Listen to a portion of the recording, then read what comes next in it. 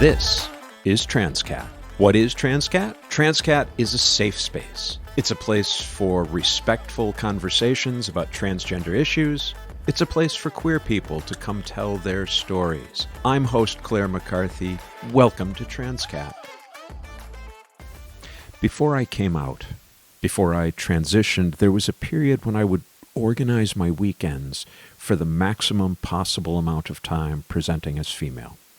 It was a conundrum, because to see myself in the mirror, to be even an approximation of the real me, I had to engage in this elaborate masquerade, wardrobe, full face makeup, breast forms, a gaff, a wig.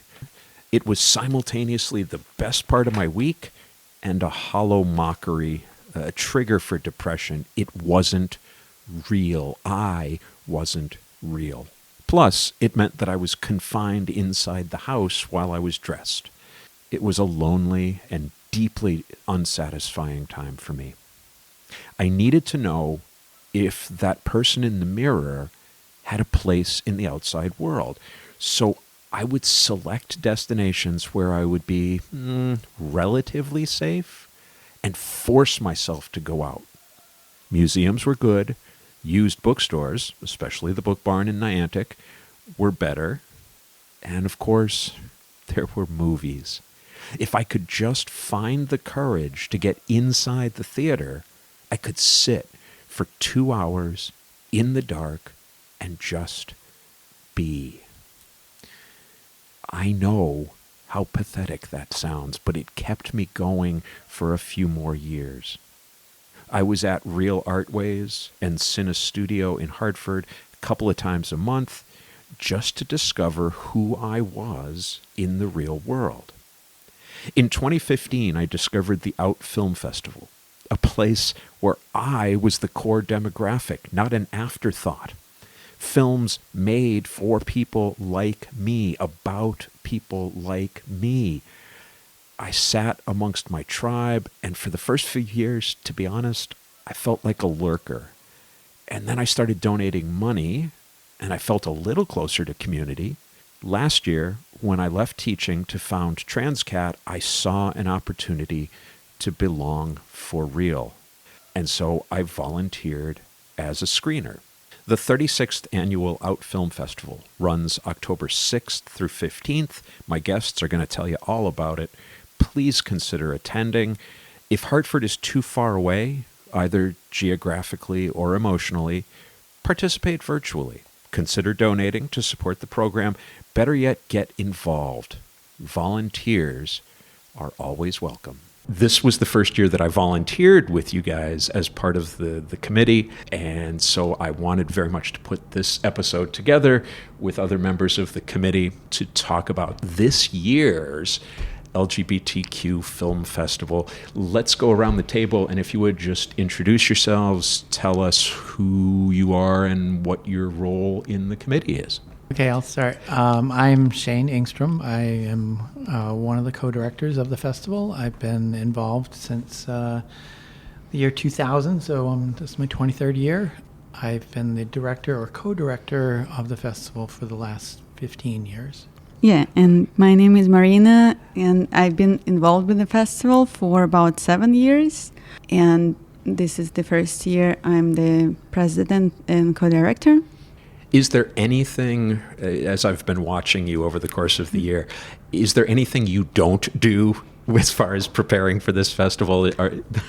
Yes, I'm very little involved in the film database. Shane does all that, inputting films from the film freeway or emails that are sent to us, then classification of the films, all the film description, that's all Shane, and then all the ratings from the volunteers, all putting it back into the database, the scores, the homework assignments. That's I did it a few times, but that's mostly Shane. This was my first exposure to that database, to that Yeah. spreadsheet. It's huge. And It's giant. It is amazing. I was just both in awe and terrified at the same time. We're going to circle back to that when we start talking about how we prepped for this.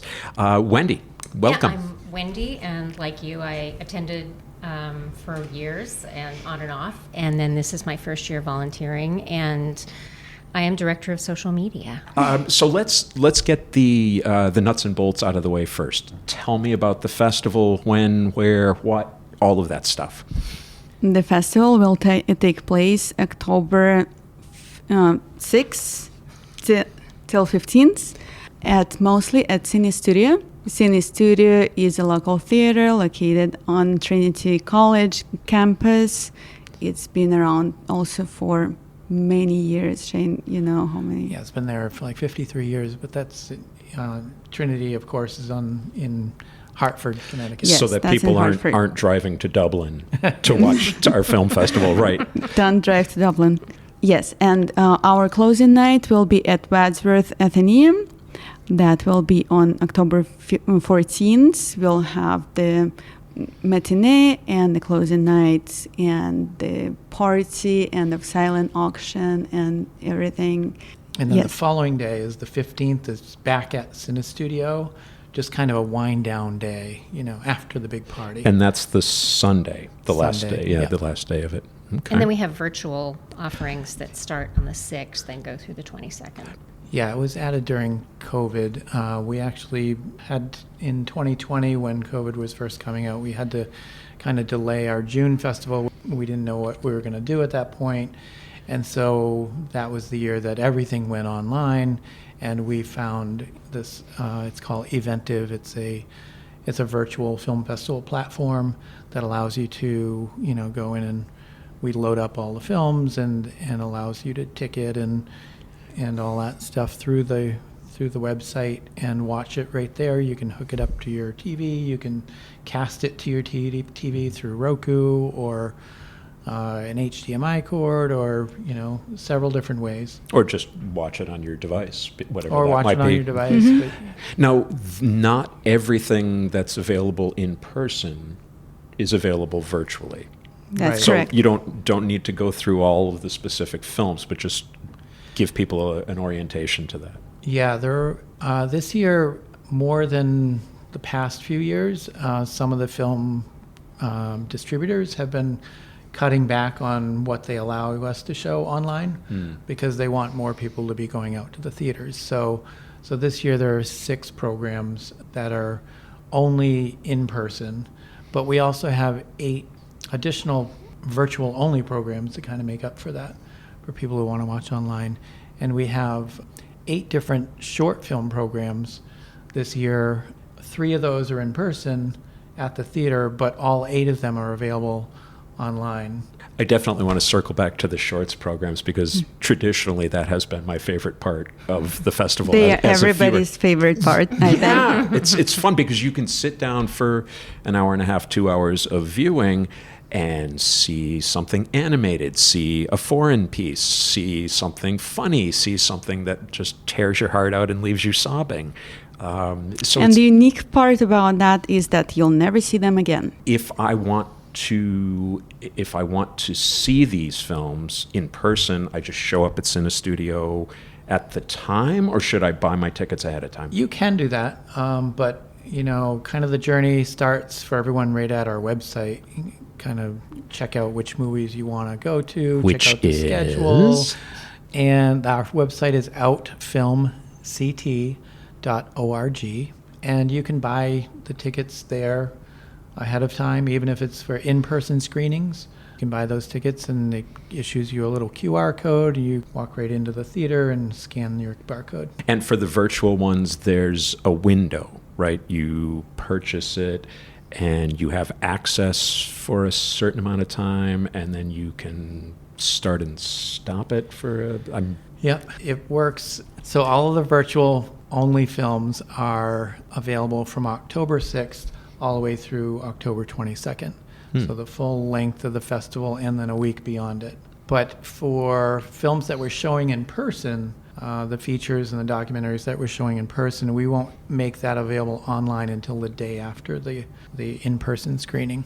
And then it was available from that point on through the 22nd as well. And once you start watching, you have 48 hours to watch it. The structure of the festival provides a couple of sort of tentpole movies, and then, as we were referring to earlier, these shorts nights. Let's start with the tentpole movies. There's opening night, and then closing night, and then we've got one in the middle. And then also, as it turns out, we have somewhere in the middle this year a Friday the 13th. So we have something special lined up for that as well. I'm tossing it out there to you guys. Let's talk about these specific films. I can talk about Egghead and Twinkie. Egghead and Twinkie, and that's our opening night. Yes. That will be October 6th. It will start at 7 p.m. It's a great teenage movie, coming of age movie about a girl and her best friend and their adventures. It's a great movie. It's fun. It's very adorable, and we will have the filmmakers there in person, and you can ask them your questions. There will be a Q&A after, and there will be an opening party after too. And it's not only just the filmmakers. We also are going to have Twinkie there. Ooh. Yeah, Twinkie's coming. And we're not talking about the treats. The frosting-filled We might have Twinkies there too. Yeah. Twinkie will be there. Yeah, I think that sells it right there. My memory of this, because this is one of the ones that I screened as well, is that Egghead and Twinkie, at least structurally, is very similar to, I think it's Rob Reiner's first directing movie. It's called The Sure Thing. A very young John Cusack is promised that if he can get himself to the West Coast within a certain amount of time, his friend or brother has lined up someone who will sleep with him. and it is, and no, so it's a sure thing. He's 100% guaranteed you get here and you can stop being a virgin. And that structure is part of Egghead and Twinkie. It's very, very different otherwise. Yeah, it's very much a typical road movie, road trip movie. Where everybody changes over the journey. Yes, exactly. But with a little more romance and a lot more animation. Has some animated bits in it, which I think make it really, really enhance the experience of watching it. It becomes a kind of commentary on the drama itself. Tell me about closing night. Closing night is Glitter and Doom. So Doom right there. Probably not a lighthearted romance. It kind of is. Okay. If you're familiar with the films of Tom Gustafson, he made the film like Were the World Mine several years ago, and we actually screened that here as well. He does a lot of musicals. And so this is another musical film. It's about two boys who kind of fall in love at first sight, but then they tell their story about them getting together through the music of the Indigo Girls. And so all of the songs were written by the Indigo Girls, and the Indigo Girls actually make appearances in the film, as well as several other actors that you'll recognize, like Leah Delaria. Big Boo.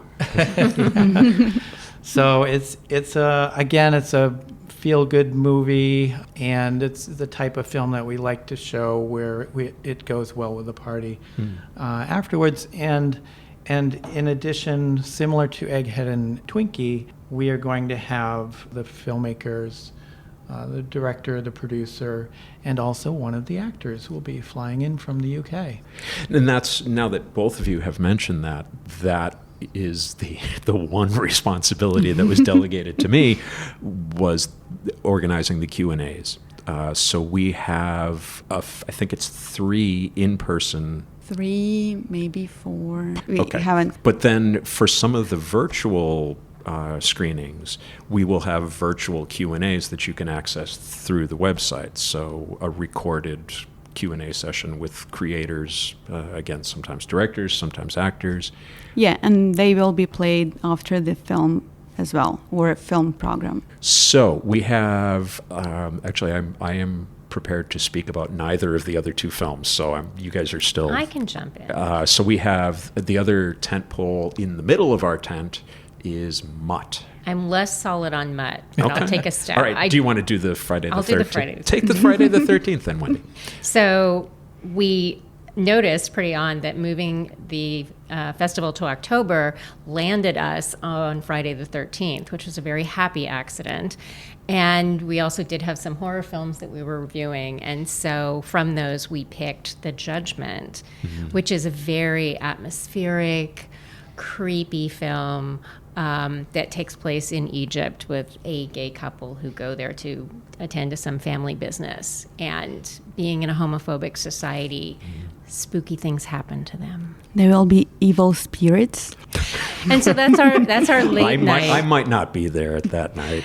It's not that scary. It's not that scary. It's atmospheric scary. I think so many of the stills that accompanied the film were just beautiful. Just the framing of the streets, the dark streets. So it's shot in Egypt. Yeah. Well, I think it's shot in Egypt. Yeah. Yeah. Or at least some place that has an old city, English, Medina. But it's shot and it is in Egypt. English, which is also nice. But yeah, and I like it. So it's our late night on Friday the 13th, starting at 9:30. Come prepared to be frightened. So that leaves Mutt. So Mutt is a transgender film about a guy who's recently gone through affirmation surgery and has kind of come back into town after 3 years to kind of reconnect with family and friends and whatnot. And he reconnects with his past boyfriend. And his past boyfriend is played by Cole Doman. For any of you who recognize the name,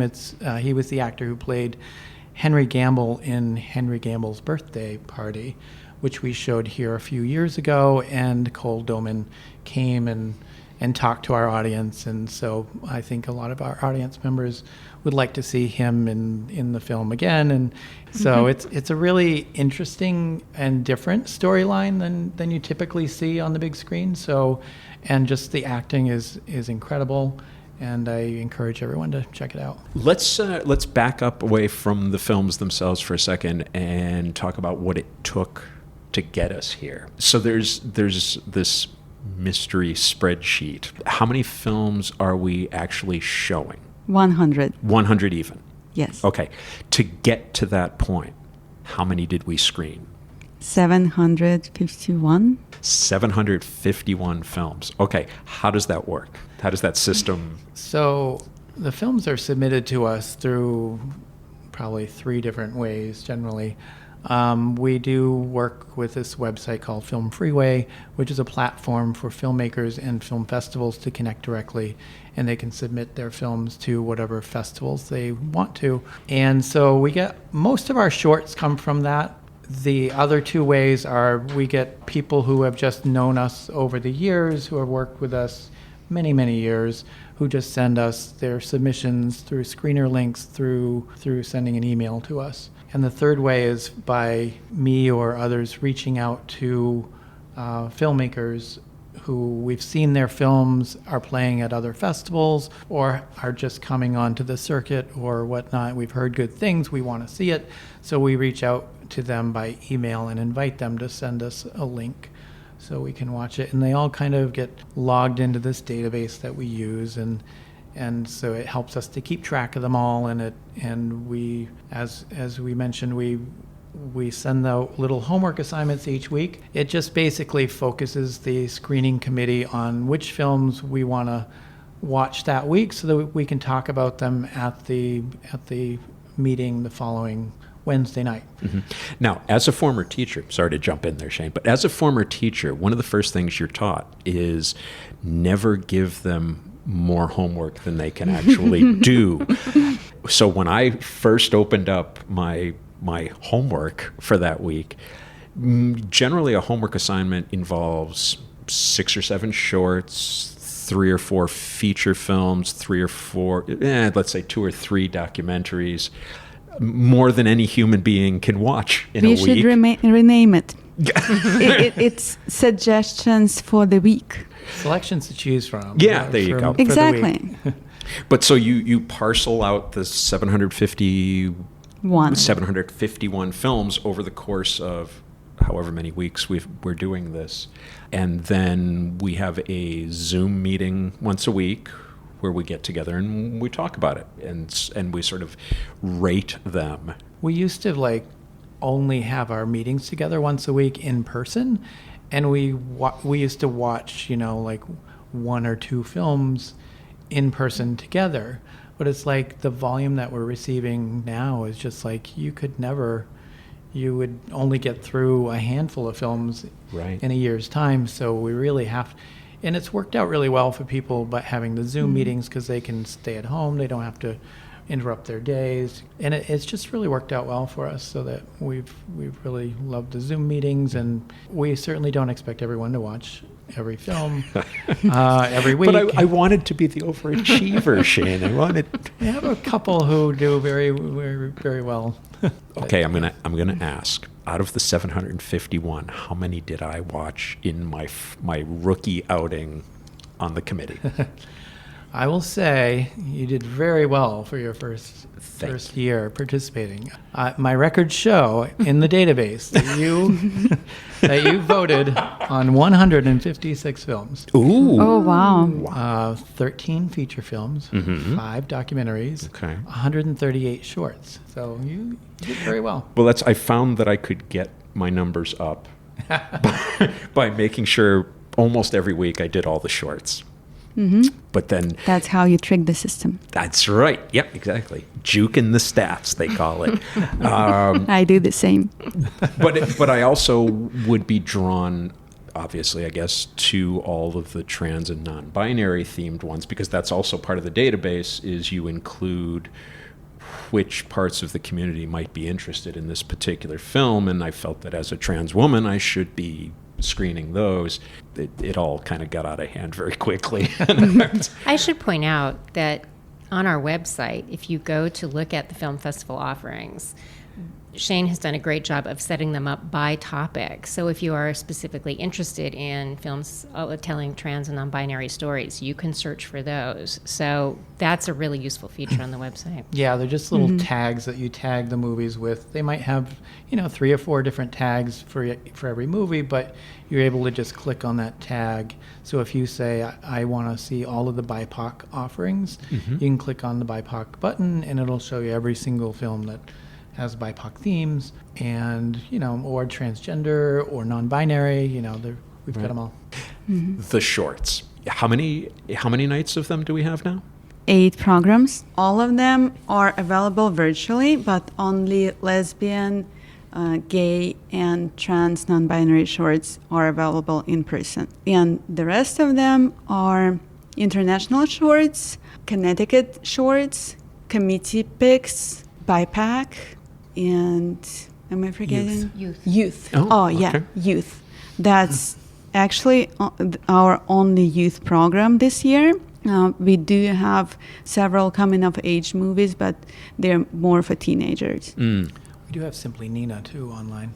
Oh, Simply Nina, yes. And also, we did add a program of in-person screening of the Connecticut shorts as well. That's going to be at the Wadsworth Athenaeum on the matinee slot for the closing day, the 14th. So definitely, we expect a lot of Connecticut filmmakers to come out to be there to talk about their films, and if you want to see what Connecticut filmmaking is going on, we are really supportive of them.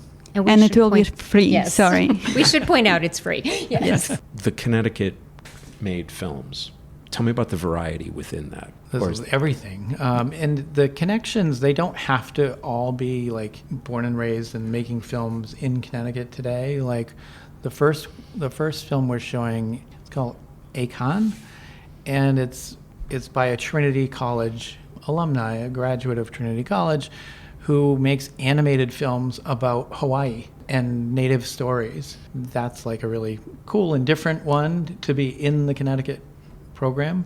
But we have another Connecticut filmmaker who made a film called Rooted Out about couples who in New York were unable to get marriage licenses even after marriage equality was available. And we have Wolf Tone, which was filmed in Maine by a Harvard University professor and another filmmaker, Nate Pancione. We have a great documentary that we are showing on Saturday, October 7th. That's called Holding Space for Each Other, New London's LGBTQ community. That one's my pick.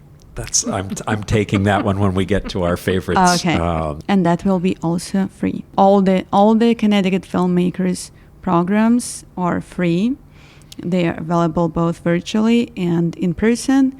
And for them, we will have Q&As with the filmmakers as well. Favorites.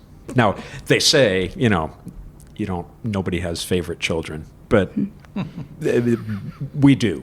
Okay, let's just admit it. I have a favorite daughter.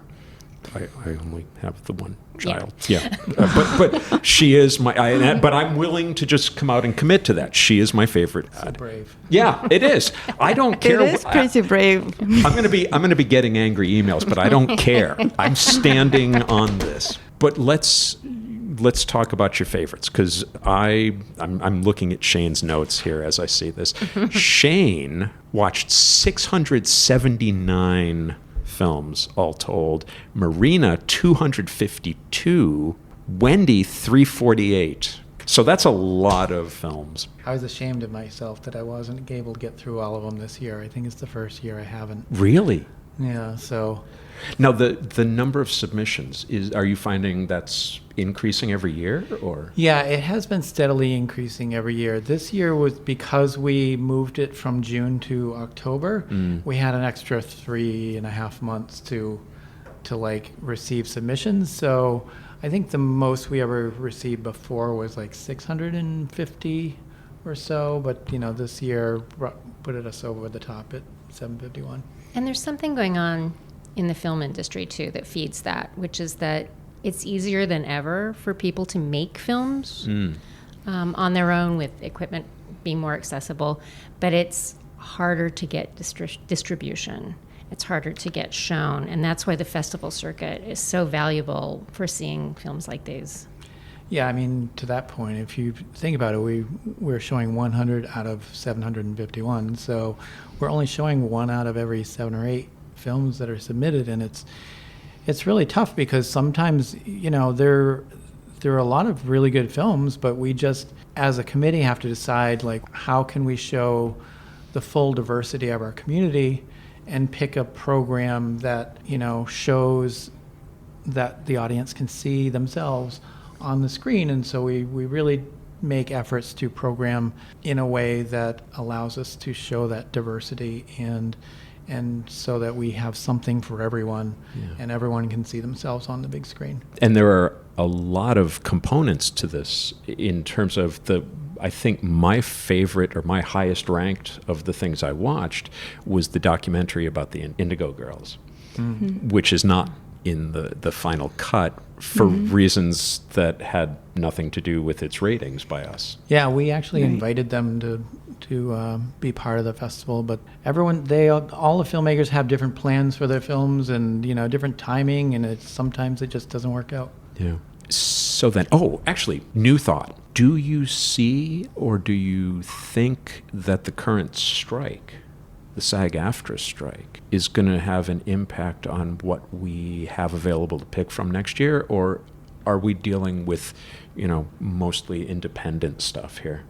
Yeah, most of our films are independent films that wouldn't necessarily be directly affected by the writers and actors strike. But it is definitely affecting our festival in different ways, and we are fully supportive of the SAG-AFTRA and the writers. But this year we will not have very many actors here because to honor the strike, they're not supposed to be promoting any films. So there is a process to get a waiver if their film is small enough and independent enough and whatnot. So we do have a few actors coming. One of them coming from the UK, so they aren't bound by those rules so much. But yeah, we have fewer actors coming this year because of that. But we are making also first time we're planning a industry film mixer for filmmakers. So that will be on October 8th.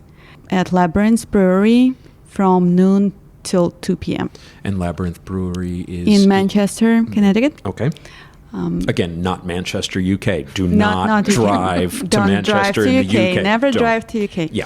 So there will be an open mic, and filmmakers, actors, anybody from the industry can come up and start their topic. We will also have the organizers from SAG-AFTRA, two organizers from the local division of SAG-AFTRA, joining in and talking about the strike and the issues that are currently they're experiencing. The Outfilm Connecticut does more than just the annual festival, right? We have a few other things that we should probably promote as long as we have microphones in front of our mouths. So tell me about some of the other things besides our annual festival. They're all pointing at Wendy, who is being shamed into answering. I'm being shamed into it. In what is called our ongoing year-round film festival, we have Queer Thursdays. So the second Thursday of every month at Cinestudio is shown a queer film, usually a recent release, sometimes a big release. Maybe people missed it, maybe it didn't come to Connecticut. And it gives the community a chance to come out and see this film. And those are really fun nights with just lots of people. You see familiar faces there. At our last one, it was the film Red, White, and Royal Blue, which involves the English monarchy. And so we had a pearls and tiara giveaway, and a lot of people brought and wore their own pearls, which made us very happy. It was wonderful. So they're very fun evenings. Yeah, some of the other, in the last few months, we showed the documentary Everybody, which I have to say that way, otherwise it sounds like one word, which is this just mind-blowing documentary about intersex people. We showed the Little Richard documentary, which was a lot of fun because you've got all that great music to draw from, but it was also profoundly sad to watch this guy who, I mean, the film kind of follows this arc of the fact that every time his music career was on top and he was rocking the house, he was out and proud and he was Little Richarding up the place. But when his career would hit valleys, he would turn to real self-loathing and denouncing and turning to very conservative religious beliefs and denouncing queer people. A lot of internal homophobia. Yeah, and that, you know, I had the one picture of Little Richard, you know, from all those wild performances and just glorious, and I didn't know that he had that journey. You just come away from it knowing this. Here's a person in pain. Here, I don't care how much money he's making. Here's somebody in pain. So Queer Thursdays are great. All right, favorite picks. I will talk about Fireworks, which is one of our streaming selections. And it's a feature film. It's a drama that takes place in Sicily in the end of the 1970s. And it's a beautiful film about a young couple of young men who fall in love, and they're living in, you know, small towns in Sicily where everybody's watching you and everybody's watching every movement, and the pressures from their families. And it's based on a historical incident, which was considered the kind of the Stonewall moment in Italian gay culture and history. But it's a beautiful film. If you've ever been to Sicily, it looks very Sicilian in both the raw physical beauty and then the kind of scary social pressures they'd experience there. But I loved Fireworks. And when is that showing? And that's going to be in the virtual program, so it'll run from the 6th through the 22nd. So just online. What else we got? Hi there, it's me, Claire, interrupting myself. Do you know what a mondegreen is? It's the term for when you accidentally mishear a song lyric. The example that people usually give is Jimi Hendrix, who sang, "Excuse me while I kiss the sky." But people heard, "While I kiss this guy." A brilliant and beautiful young woman I worked with in high school was utterly convinced that the Eagles were singing Life in the Bath Drain.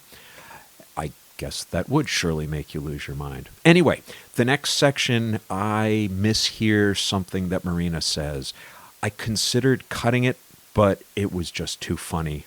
And as the philosopher from New Jersey says, there's a joke here somewhere, and it's on me.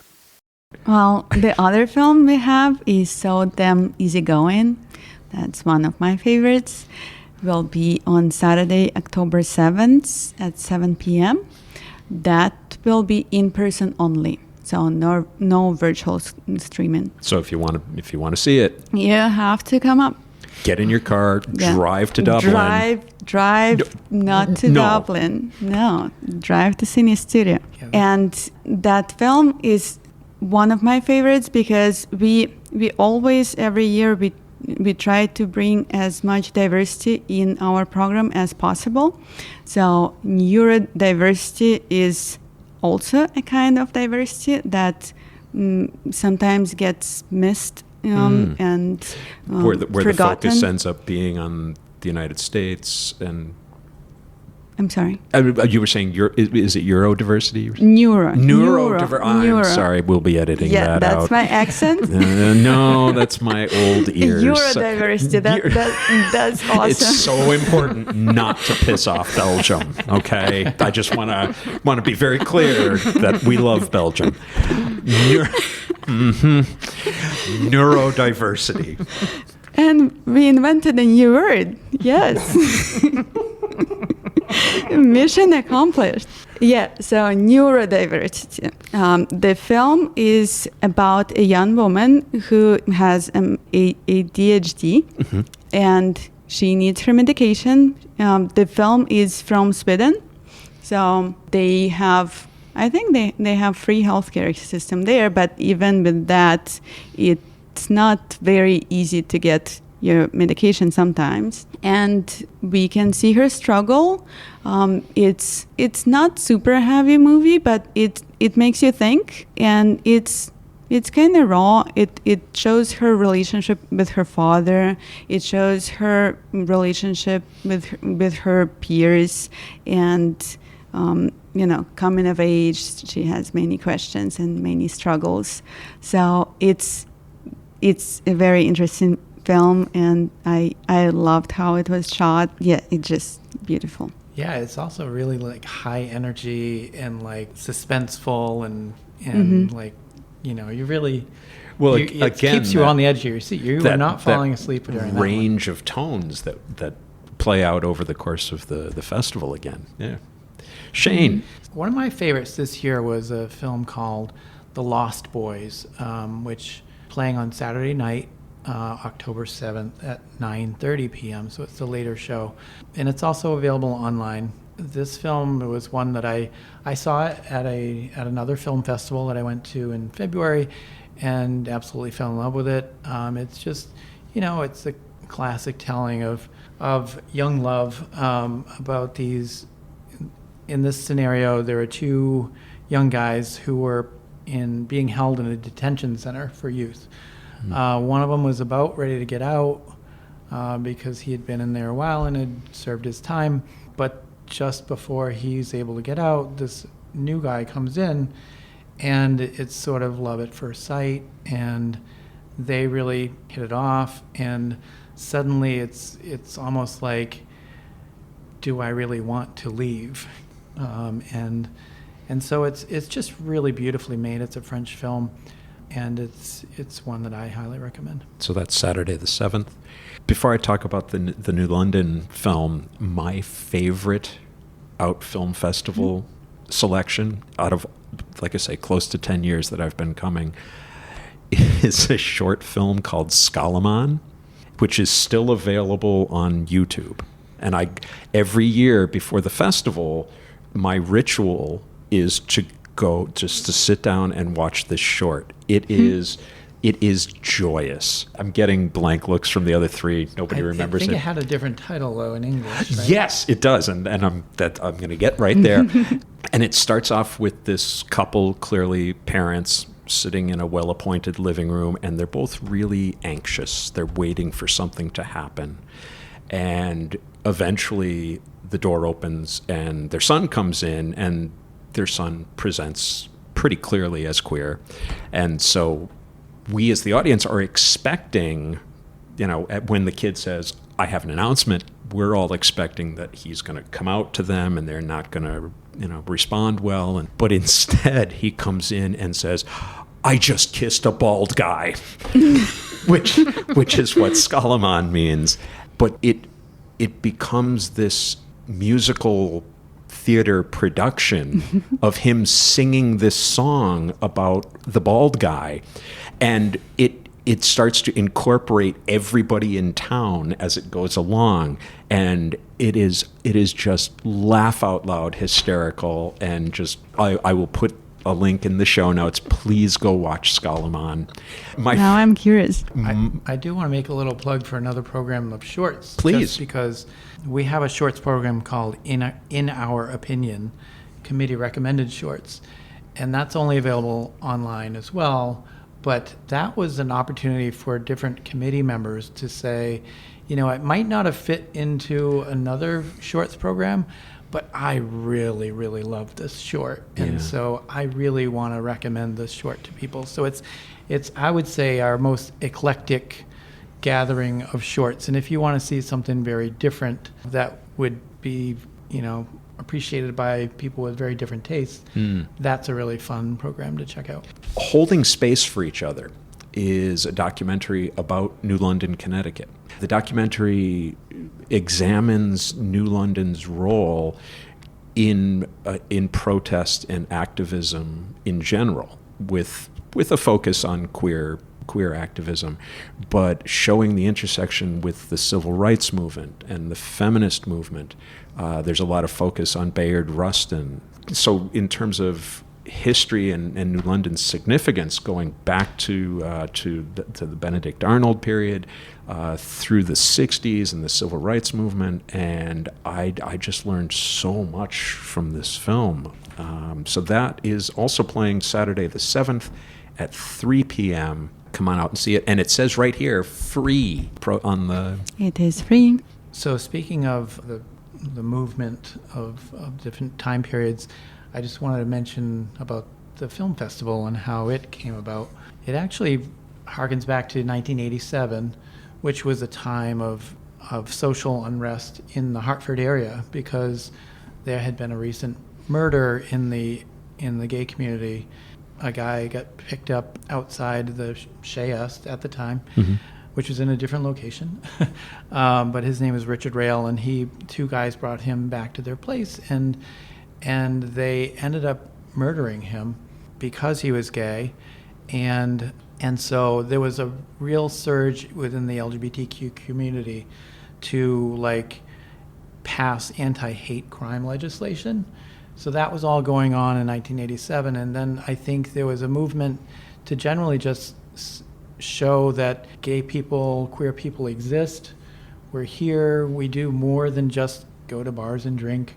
We have interests outside of that. And so that's when the organization called Alternatives was founded in 87. And it was founded by LGBTQ community to put on theatrical productions. They also had a literary magazine, and the LGBT Film Festival was one of the productions of Alternatives. And it turns out today, it's the only portion of Alternatives that still exists is the film festival, which is why we changed our name a few years back to Out Film CT.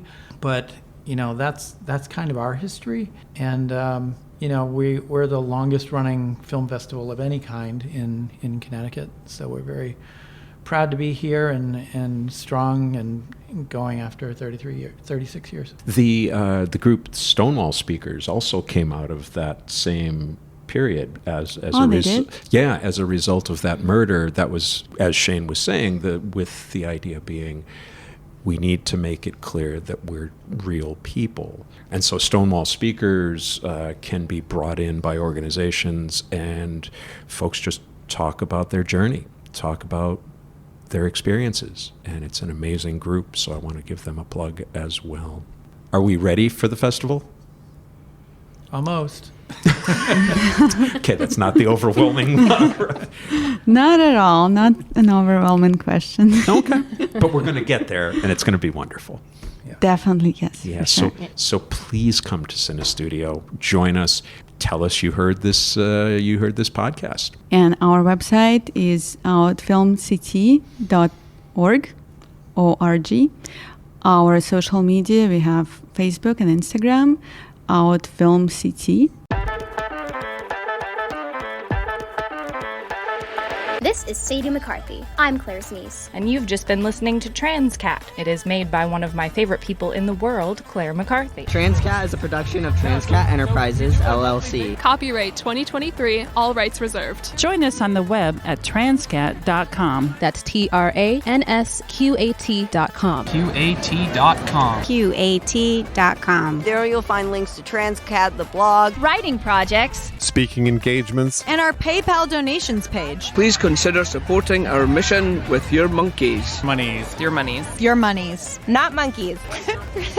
Please consider supporting our mission with your monies. Any monkeys will be gratefully received as well. Follow Transqat on Instagram, Facebook, Twitter, and YouTube. On TikTok, we are at The Real Transqat. Want to tell your story on air? Or ask Claire a question? What is the deal? She has all the answers. Or suggest a guest or topic for an upcoming episode. Use the contact page at the website or email her directly at crmtranscat@gmail.com. crmtranscat@gmail.com. And thanks for listening. Thanks for listening. Thanks for listening. Thank you for listening. Thanks for listening. Thanks for listening. Bye.